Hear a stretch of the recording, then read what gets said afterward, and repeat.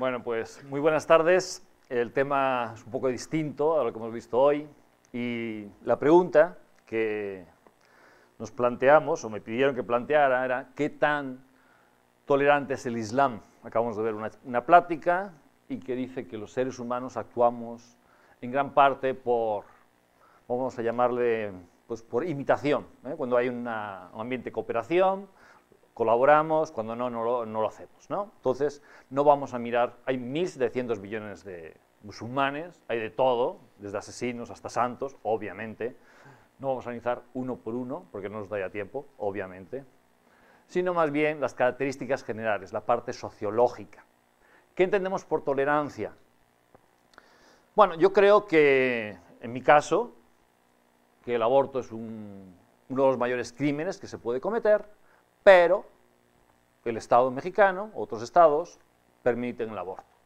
Entonces, yo, al ser tolerante, no se me ocurre salir a la calle y matar con una pistola al médico abortista.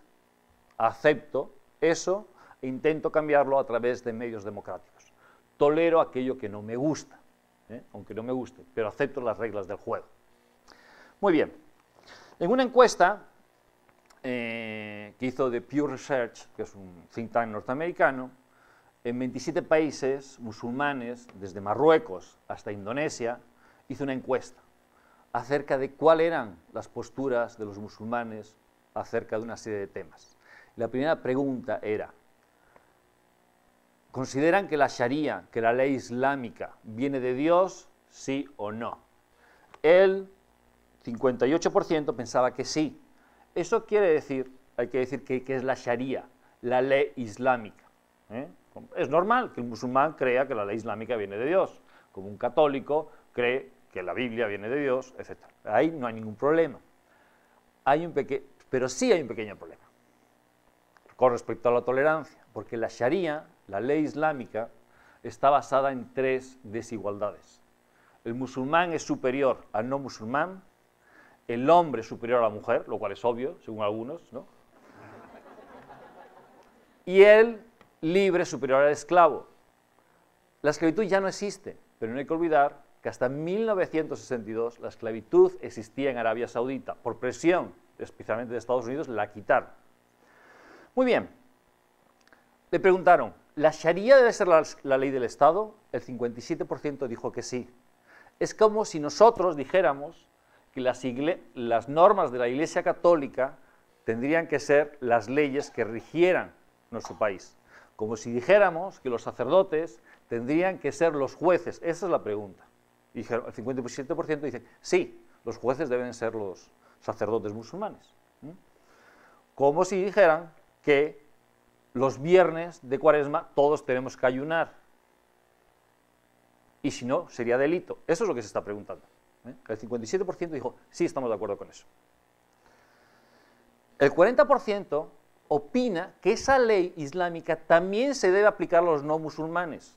Es como si dijéramos a un ateo, tú el viernes de Cuaresma ayunas y no tomas carne. Y si tomas carne, cometes un delito. Eso es lo que se está preguntando. El 52% piensa que debe haber castigos corporales contra los ladrones. Es decir, que hay que cortarles las manos, la mano derecha, o que hay que darle latigazos públicamente. En Arabia Saudita se hace esto, ¿eh? En Pakistán se hace, en Afganistán se hace y se hace en otros países. El 64% piensa que el adulterio debe de ser castigado con apedreamiento de la mujer. Se hace hoy día eso en algunos países. El 89% lo piensa en Pakistán. Cuando dije el 64% es general, pero en Pakistán es el 89%. El 85% en Afganistán. El 84% en los territorios palestinos. ¿Qué pasa? Que de hecho, pues cuando hay un adulterio, pues se apedrea a las mujeres y al hombre, ¿no? El 38%, en este caso es mucho menor, piensa que al apóstata se le debe matar. Es decir, que si un musulmán se convierte a otra religión, hay que matarlo. Y de hecho se les mata. Legalmente, la apostasía actualmente se castiga con muerte en Mauritania, Nigeria, Sudán, Somalia, Maldivas, Malasia, Arabia Saudita, Yemen, Qatar, Irán, Afganistán y Pakistán. ¿Ok? Entonces, como si en México un católico deja de ser católico y cuello, ¿no? Es decir, el tema es bastante serio. Con respecto a los derechos humanos, hay una declaración de los derechos humanos de 1990 de los países musulmanes, pero ponen siempre y cuando se aplique la Sharia, que los derechos humanos nosotros entendemos que es la igualdad de todos los seres humanos, hombres o mujeres, independientemente de raza, religión, sexo, etc., ¿no? Ellos dicen, sí, reconocemos los derechos humanos, pero siempre que se adecue a la Sharia. ¿Qué dice la Sharia con respecto a la mujer?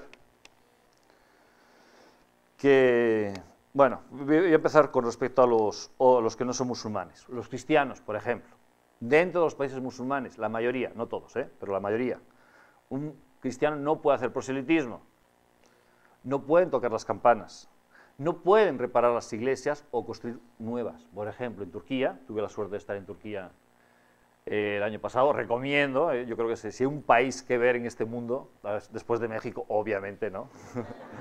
Es Turquía. Entonces, un país precioso, pero se construyó una iglesia ortodoxa y fue noticia nacional. ¿Por qué? Porque no se puede, y siendo un país súper laico y súper moderno. En Arabia Saudita no hay una sola iglesia, ni una sola sinagoga. En Arabia Saudita, tener una Biblia en tu casa implica cárcel, en tu casa. O sea, no se te ocurre hacer proselitismo, porque ahí sí te cortan la cabeza, ¿eh? No puedes llevar cruces. Por supuesto, tienes que dar preferencia a los musulmanes en todos los lugares. No se puede criticar a Mahoma o al Islam. Implica pena de muerte. La blasfemia, o lo que ellos consideran como blasfemia, es pena de muerte en Nigeria, Somalia, Arabia Saudita, Irán, Afganistán y Pakistán. En el 2011, en Pakistán, el ministro de Asuntos Religiosos, que era un cristiano, intentó abolir la pena de muerte por blasfemia, porque muchas veces pues, la vecina o dos vecinas musulmanas se peleaban con una vecina cristiana y la acusaban de blasfemia, y así ya arreglaban el problema, ¿no? Entonces, claro, como era un abuso, intentó quitarla. ¿Qué pasó? Lo mataron. Unos yihadistas lo mataron. Según Open Doors, que es una institución cristiana que analiza la persecución de los cristianos, entre los 50 primeros países que persiguen a cristianos en el mundo, hay 42 que son musulmanes. El primero es Corea del Norte, el segundo es Arabia Saudita y prácticamente el resto son musulmanes. Actualmente hay un verdadero holocausto, son decenas de miles, y repito, decenas de miles de cristianos que son matados en países musulmanes. Diría el Corán, en la Zora 52, en el 56 de la Zora de la Mesa, en el versículo 56, «Oh los que creéis, no toméis a judíos y cristianos por amigos, los unos son amigos de los otros, quien de vosotros los tome por amigos será uno de ellos. Dios no conduce a la gente de los injustos». También es cierto que el Corán dice algunas cosas positivas de cristianos, pero bueno, en general es negativo contra judíos y contra cristianos. ¿Qué pasa con la mujer? Una mujer no se puede casar con un no musulmán. Un musulmán varón sí se puede casar con una no musulmana, pero la mujer no puede. La mujer hereda la mitad que el varón. Si se divorcian, los hijos van para el padre, no para la madre. Un hombre se puede casar con 4 mujeres. Una mujer, ni modo, se aguanta, ¿no? Con uno tiene suficiente. Bueno, se lo reparten, ¿no? Bueno, eso quizás es una ventaja, ¿no? Tienen 4 para aguantar a uno, quizá, no lo sé. Pero bueno, el testimonio de una mujer vale la mitad que la de un varón. Entonces, si un varón declara, tiene que haber 2 mujeres que tengan la misma opinión para que vaya contra ella. Y el hombre puede pegar a la mujer. Cuando pensamos que esto es palabra de Dios, literalmente, porque es que la Sharia finalmente es la palabra de Dios, por eso no se pueden cambiar y por eso los derechos humanos son cosas de Occidente. Ellos dicen, sí, derechos humanos, pero siempre bajo la Sharia. ¿Por qué? Porque Dios está por encima de los derechos humanos, occidentales, es obvio, ¿no? ¿Qué pasa con los homosexuales?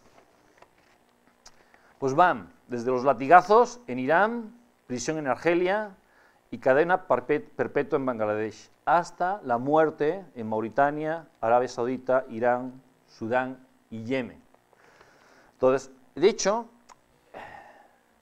la homosexualidad existe, pues existe en todo el mundo, ¿no? Y pues obviamente se oculta, ¿no? Se oculta, ¿no? Y pues, por razones obvias. Con respecto a la yihad, ¿qué es la yihad? La yihad es la guerra santa. Hay musulmanes, muy buenos musulmanes, como he dicho, hay 1.500 millones, bueno, 1.500, 1.700, varían, ¿no? Según estadísticas, que se agarran de algunos textos del Corán que existen, que son favorables a la libertad de conciencia. Y hay uno que dice: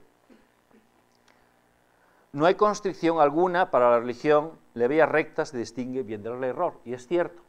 Lo que pasa es que el Corán, hay dos partes. Una, que se escribió en la Meca, que es mucho más tolerante, cuando Mahoma era muy débil, políticamente y militarmente, y hay otra que se escribió en Medina, cuando Mahoma era muy fuerte, y de hecho cuando se dedicó a guerrear. Entonces, estos versículos que se escribieron en Medina son mucho más agresivos, y según la teoría islámica, interpretación islámica, los versículos que se escribieron en Medina abrogan los que se escribieron en la Meca. Entonces, los de la Meca, dice uno, combatid contra aquellos que no creen en Dios, combatidlos hasta que no exista la tentación y sea la religión Dios única. Otro que dice, he recibido la orden de combatir a la gente hasta que confiese que no hay otra divinidad que Dios, etcétera, ¿no? Entonces, claro, cuando vemos lo que piensan los intelectuales y lo que piensan la mayoría de los musulmanes, en buena parte, de qué es la yihad, la guerra santa. La guerra santa es una obligación colectiva. De hecho, en el Corán hay muchos versículos que trata como tibios, como traidores, aquellos que no se lanzan a la yihad. Pues por eso, cuando vemos lo que está pasando ahorita en Oriente Medio, que estamos pasando el ejército islámico, ¿por qué hay tantísima gente, incluso españoles, incluso mexicanos, que no me suena, ¿no?, que haya de ninguno? Me parece que los mexicanos son más sensatos, ¿no? Bueno, tenemos nuestra guerra aquí, por desgracia, ¿no? Entonces yo quizá por eso no hace falta irse a ningún otro sitio. Australianos, norteamericanos, musulmanes que se van a hacer la yihad en Oriente Medio. ¿Por qué? Porque finalmente uno, si lee el Corán, en determinada manera eso es lo que te anima, ¿no? Y uno, si quiere ser buen cristiano, ¿qué hace? Pues sigue el ejemplo de Cristo, ¿no? Y hay una serie de cuestiones. Y uno, si quiere ser buen musulmán, ¿qué hace? Sigue el ejemplo de Mahoma, que luchó toda su vida, ¿no? Entonces, por ejemplo, ¿qué pasa con las Torres Gemelas? Cuando el 11 de septiembre, el rector de la Universidad de Al-Azhar en el Cairo, que es una de las universidades más antiguas del mundo, dijo, y es cierto, que el suicidio está condenado en el Corán. Por lo tanto, un atentado suicida no era musulmán. Muy bien. Le respondió otro intelectual islámico y le dijo, la yihad, por la vía de Dios y la defensa de la tierra, de la patria y de las cosas sagradas, constituye, hoy más que en cualquier otra época del pasado, una obligación para todos los musulmanes, ya sea en Palestina, Cachemira y otras zonas calientes del mundo, como diciendo, sí se justifica. Poquito después, en Beirut, en el 2002, hubo una reunión con 200 ulemas. Ulemas es una especie de jurista, de sabios musulmanes. Se reunieron y en la declaración final dijeron, las acciones de martirio de los mujahidines son aquellos que hacen la yihad, pues justamente estos que están bueno, pues los que se lanzaron a las Torres Gemelas o los luchadores del Estado Islámico. Son legítimas y tienen fundamento en el Corán y en la tradición del profeta. Más aún, representa el martirio más sublime, dado que los mujahidines lo realicen con una conciencia cabal y decisión libre, ¿no? Ahí vemos una enorme diferencia. ¿Cuál es la donación máxima de un cristiano? Morir perdonando, justamente como hizo su líder, ¿no? Cristo muere perdonando, y bueno, y de hecho en estos días, si han sido las noticias, pues muchos testimonios de gente que ha perdido a sus hijos, violado a sus hijas, matado a sus padres, y lo que han dicho por televisión o en videos es, lo que yo hago es pedir perdón por los asesinos de mi familia. Eso es el máximo ejemplo del cristianismo. Bueno, digo, repito, el Islam es muy amplio, es enorme, pero hay una parte importante, estamos hablando de 200 ulemas de 35 países, y que dicen que el martirio, es decir, morir matando, eso es lo que se entiende por... es lo máximo que puede hacer uno. Bueno, entonces, ¿se puede modernizar toda esta visión? Yo diría, sí se puede, quizá con el tiempo. Actualmente es muy difícil. Los mismos intelectuales musulmanes que han intentado modificar han sido considerados como apóstatas. Seguramente se acordarán del caso de Salman Rushdie, que escribió los versos satánicos y fue condenado por apostasía y se tuvo que esconder muchos años porque la apostasía significa muerte. Naguib Mahfouz, que seguramente habrán leído alguna de sus novelas, premio Nobel, atentaron contra su vida porque entendían que también era un apóstata. Algunos intelectuales en Egipto o en otras universidades que han intentado dar una interpretación mucho más, ¿cómo diría yo?, más suave al Corán, fueron declarados como apóstatas. Y estoy hablando de Egipto, que es uno de los países también como más modernos, ¿no? No estoy hablando de Afganistán o Pakistán. ¿Qué tuvo que hacer? Pues salir del país, porque simplemente una vez que un ulema se le ocurre nombrarlo como apóstata, el apóstata tiene que ser liquidado, por lo tanto se tiene que esconder. Por lo tanto es muy complicado. ¿Y por qué es muy complicado? Por una sencilla razón.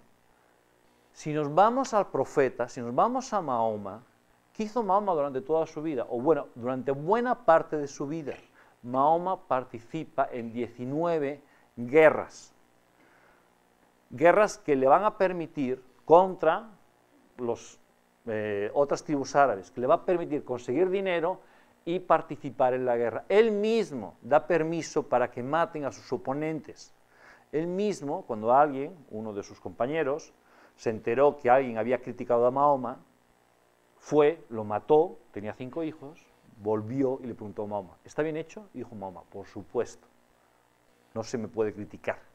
Entonces, claro, ahí está la idea de la blasfemia. Cuando alguien critica, se debe matar. Entonces, la conclusión sería, ¿hay musulmanes tolerantes?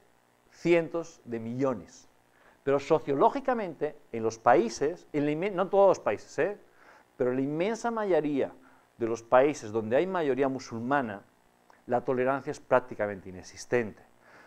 Quizá cambie, quizá, pero falta todavía el tiempo. ¿Qué hay que hacer?